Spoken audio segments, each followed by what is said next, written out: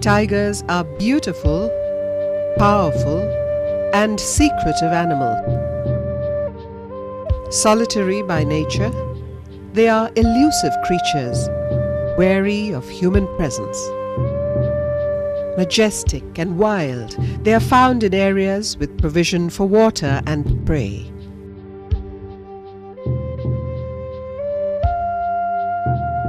The tiger is a highly endangered species, and India is the home for about 60% of the world's tiger population.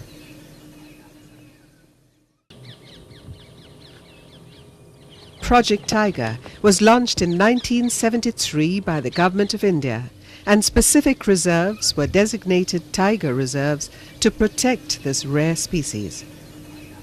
The main objective of Project Tiger is to ensure a viable population of tigers in India for scientific, economic, aesthetic, cultural and ecological values, and to preserve for all time areas of biological importance as a natural heritage for the benefit, education and enjoyment of the people. Why is it important to monitor tigers? Survival of the tiger is linked to the survival of the tiger habitat. A decline in tiger numbers indicates depletion of the forest and a decline in prey population. As a management practice, monitoring helps wildlife managers to judge the conditions of their area, the increase or decrease in animal population, and in designing conservation projects and goals for the future.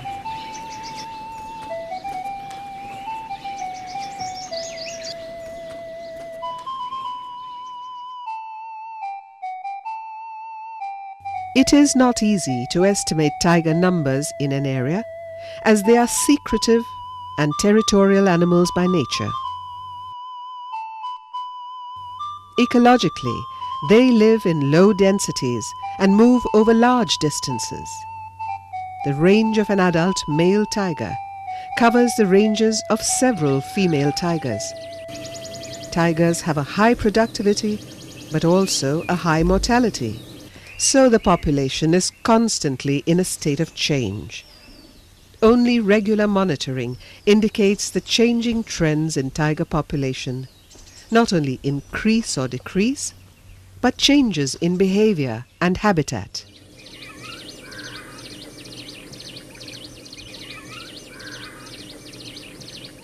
Traditionally, the shikari or the hunter identified tiger presence in an area through signs. In 1973, it was this system of identification which was refined and used to estimate tiger numbers. Pug marks are the signs of the paw made by the tiger when it walks. The pug marks of each tiger are unique and are used to identify individual tigers. Claw marks are scratch marks on a tree which are distinct in their shape and pattern. Scats are a sure sign of the presence of the tiger and can be examined to check how recent or old they are. A tiger kill can be identified by the distinct teeth puncture marks on the prey. Call of the sambar, cheetal, or the langur indicates that the tiger is on the move in the jungle. The animals warn each other of its presence.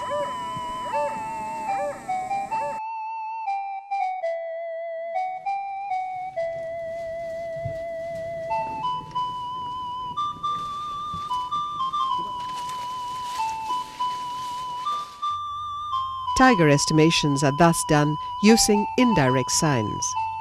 Over the years, various methodologies have developed in estimating tigers and have varied from total counts to using a sampling design. Each method has its own advantages depending on the habitat and infrastructure available in the area.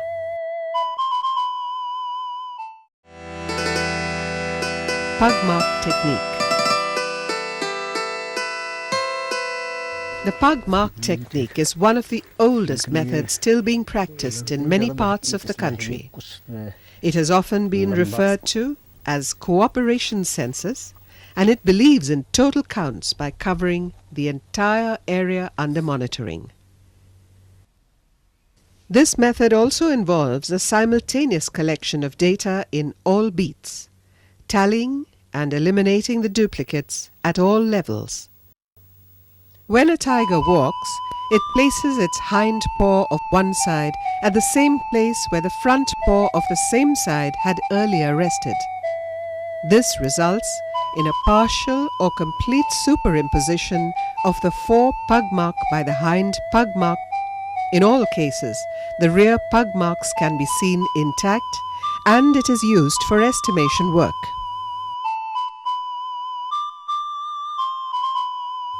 Before launching work in the field, the entire region to be surveyed is identified.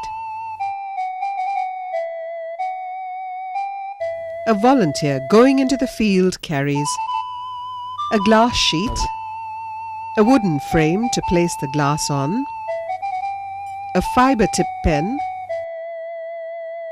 plaster of Paris and water, data form. The volunteer identifies a well-formed rear pug mark for tracing. The glass plate is placed above the pug mark. The volunteer sits, placing his knees on either side in such a way that he can bend over the plate and his eyes are vertically above it. The outlines of the pug mark are traced with a free-flowing pen, taking care to avoid the parallax error.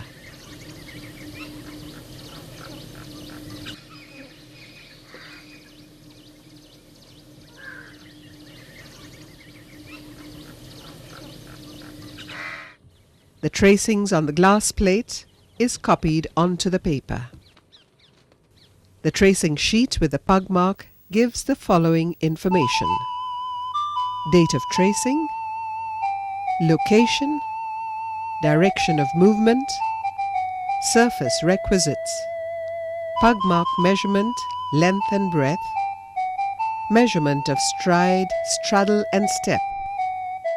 Pug mark measurement length, or PML, is the measurement from the tip of the farthest toe to the base of the pad along the line of walk, while pug mark measurement breadth, or PMB, is the measurement between extreme ends of the first and the last toe. A stride is the distance between two successive prints of either the left or the right hind foot as a result of a single complete movement of a particular leg. A straddle is the distance from the left edge of the left footprint to the right edge of the right footprint of the same pair, front or hind. A step is the distance between the successive left and right hind footprints, measured vertically between parallel lines, drawn at 90 degrees to the direction of the walk. After drawing the tracing, a good hind pug mark is selected for a plaster cast. The slurry is prepared by mixing the water and plaster of Paris. The powder is gradually added to the water, stirring continuously with a stick. The slurry is poured onto the pug mark and allowed to dry.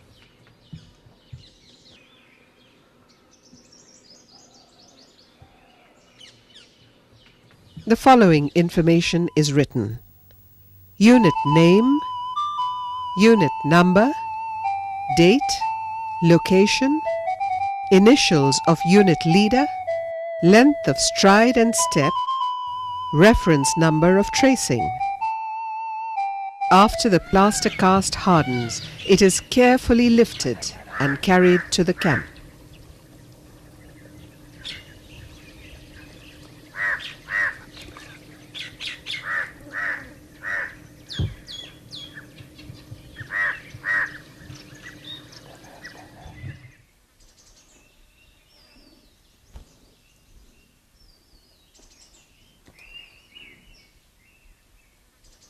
In certain forest situations, pug marks are rarely seen, so a systematically laid network of impression pads is used. The first step is to mark the borders of the impression pads, which are normally 4 meters wide. A thick layer of soft mud is laid and smoothened so as to remove all gravelly and stony material.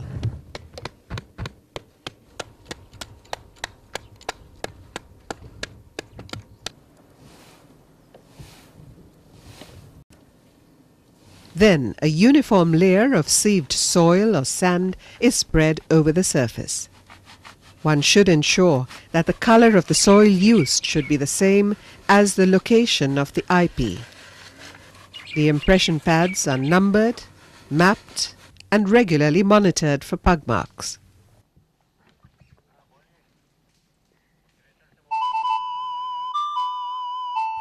Identifying pug marks of a tiger requires certain precautions. One common confusion is between a tiger cub and the adult leopard pug mark. The length of the leopard pug mark is smaller than the pug mark length of a 3 to 4 month old tiger cub. Further, a tiger cub pug mark would be accompanied by pug marks of an adult female tiger.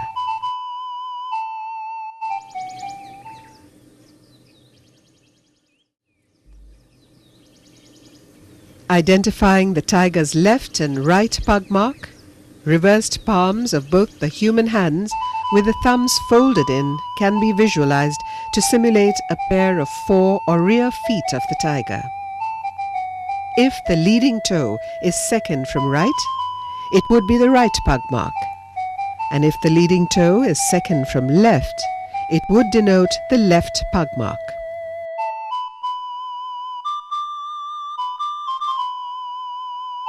Identification of male and female tigers. On the prepared pug mark tracing, draw a right-angled quadrangle touching the outermost extremities of the whole impression, including the toes.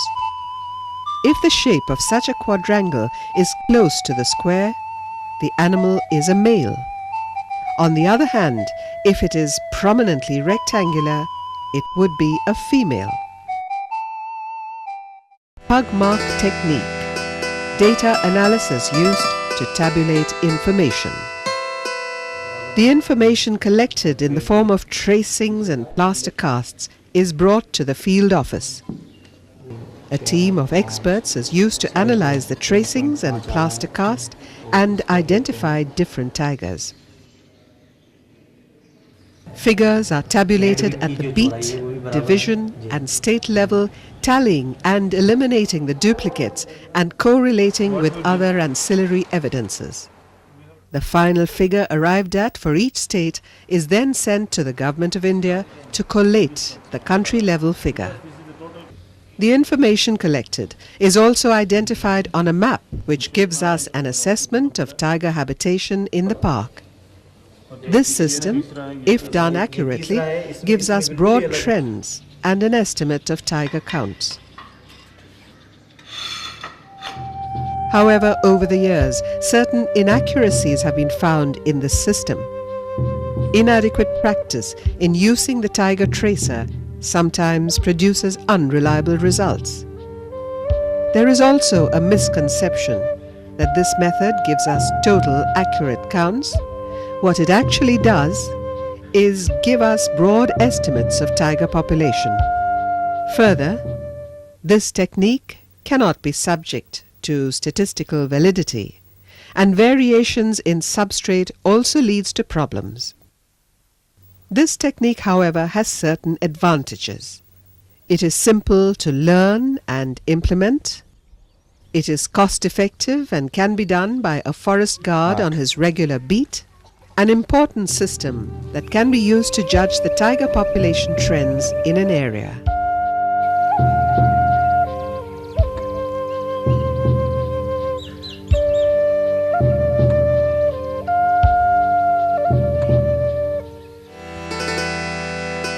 Digital photography with pug marks. Over the years, considering the shortcomings of the traditional methods, the pug mark technique was refined into digital capture of pug marks. In this technique, the volunteer has to walk along a trail and identify an area with a series of pug marks. A good sample is selected and a special stand with a camera is placed.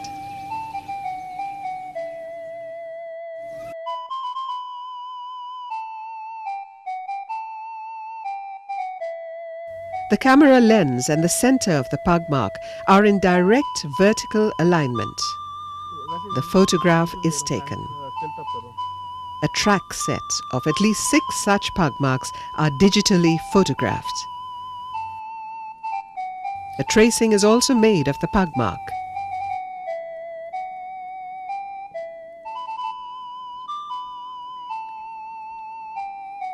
A record is taken of 3 measurements: stride, step and straddle.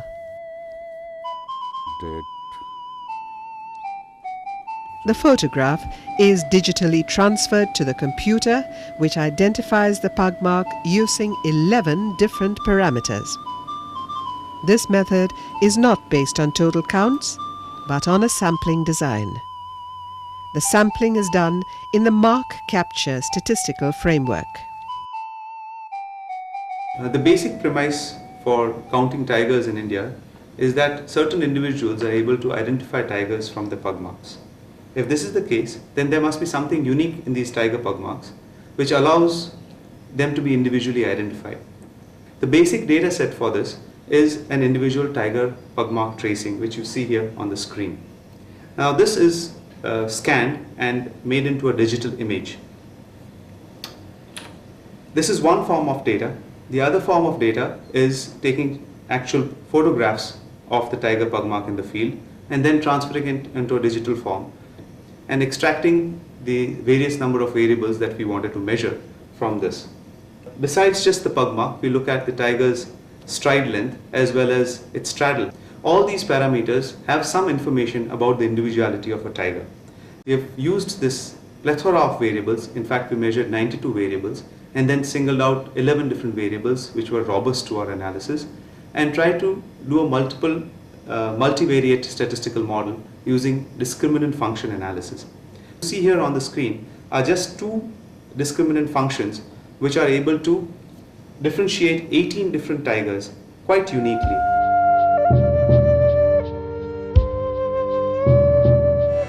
Camera trap method.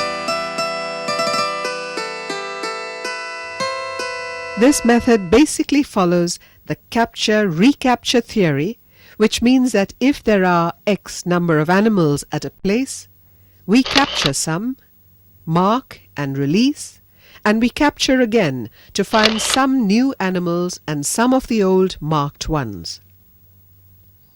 The proportion of marked and unmarked individuals in subsequent recaptures gives an indication of the population size within statistical limits of confidence. The camera trap method is based on this theory. In this technique, cameras are installed at selected routes as per a sampling design.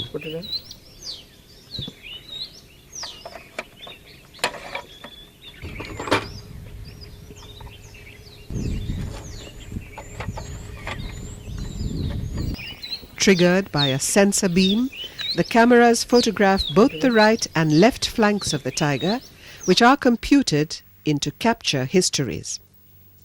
It is based on the assumption that stripe patterns are unique in every tiger and individual tigers can be identified by their photographs. This method works well in areas like the terai and evergreen forests where the pug marks are not evident. However, this method, as it was followed, has a very serious statistical bias as it works efficiently only in high-density tiger areas. In low-density areas, it tends to give statistical variables with high coefficient of variation which are unreliable. It also requires expensive equipment and scientific training which may not be possible to impart to all the staff and volunteers. Mapping. If the goal Now of we the are doing survey presence is to around map survey the spatial distribution of to tigers, map then the we develop a distribution of sampling tigers design found which in an area. adequately represents the So area let's under keep looking survey. for scats on either side. When the volunteer sees a tiger sign, he will Okay, record this it in looks like a detail. carnivore scat. It's 33 millimeters, so it's quite a He will also take a big reading scat. of its location using the global positioning system. The location 12.71646 north. Any evidence found is 77.5614 systematically recorded in a data form. The E. form will indicate the date, time, distance walked, the strength of the evidence, and the form of the evidence. The information collected from the field is transferred to a map of the area using the global positioning system in the geographical information domain. This map will give you a clear indication of the area of tiger presence, and regular monitoring will show the changes which are taking place in their distribution. Sometimes a questionnaire survey using a sampling design is also done in villages adjoining forests in order to record the presence or absence of tigers.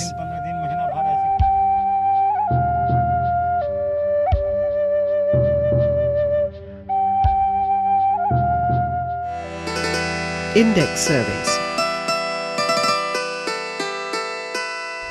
A simple encounter rate survey would involve two volunteers walking along a road or trail, recording every tiger sign as well as the distance walked on a proper data form. Once these survey samples are done in a repeated manner, the final analysis will give a result. For example, 4.0 tiger scats per 10 kilometers walked. If you see a change in the index, that is the number of signs, the changes will be evident. Counting the prey base. Everything about the tiger is driven by its prey base. The tiger requires about 50 large prey animals to survive through a year. A breeding tigress requires 60 to 70. To produce an average of 50 prey, you require a population of at least 500. So, about 500 prey support one tiger, and thus there is need to know trends in the prey population on a regular basis. Collection of field data can be done through two methods: pellet counts and line transect surveys. Pellet counts. If the purpose of the survey is to do an index survey of prey population, we follow the pellet count method. Pellet count is done based on the principle that the number of dung piles of a particular species in a unit area correlate with the density of that ungulate species in that area, provided we know the rate of defecation and the rate of decay. Various sampling designs can be adopted to do so, varying from plots to transects.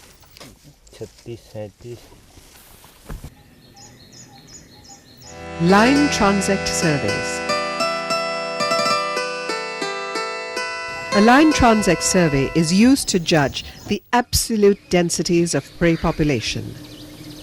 It is based on the fact that the animals being counted are visible. Line transect are straight lines cut through forest area which do not affect animal behavior.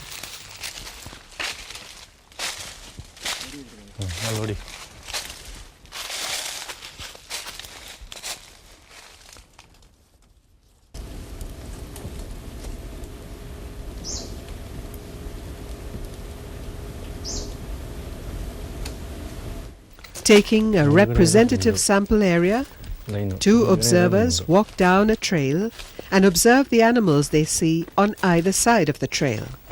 When an animal is seen, they record the distance and the angle of the animal from the transect line using a rangefinder and a compass. Every transect line survey gives us counts of animals and the distance of the animal seen from the transect line. Using the information of the distance walked, distance of the animal, a computer program distance is used to come up with accurate estimates of prey density over a particular area. DNA testing. Today, DNA samples from scat and hair are being used for tiger identification. This is a useful adjunct to the estimation methodologies. However, this method is still in its inception stage and is quite expensive.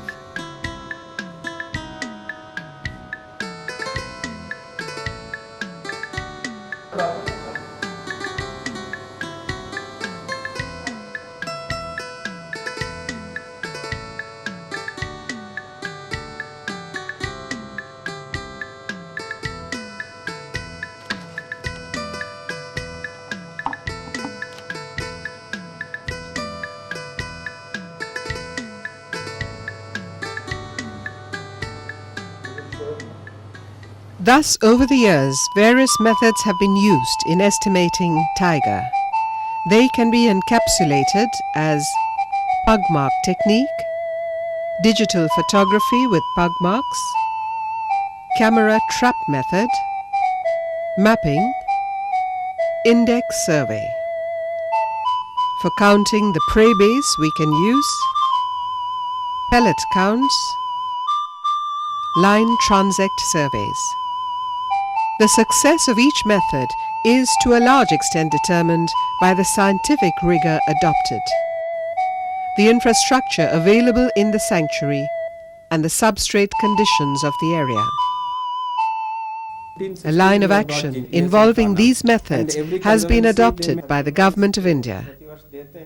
As a first step towards these objectives, the Project Tiger Directorate, Ministry of Environment and Forests, took up a pilot project for evolving a tiger habitat evaluation and monitoring system, collecting information in a scientifically structured manner involving extensive as well as intensive field data collection and analysis. In the extensive data collection, beat-level information on tiger and other wild animals was collected to compute indices. This was used to stratify the region, and in each strata samples were taken for computing density using the digital refined pug mark method in a mark capture framework, apart from using camera traps. The density so computed is correlated with the relative index for arriving at numbers. The above methodology, as ratified by the Tiger Task Force, is being followed in the country-level estimation of tigers, co-predators and prey animals.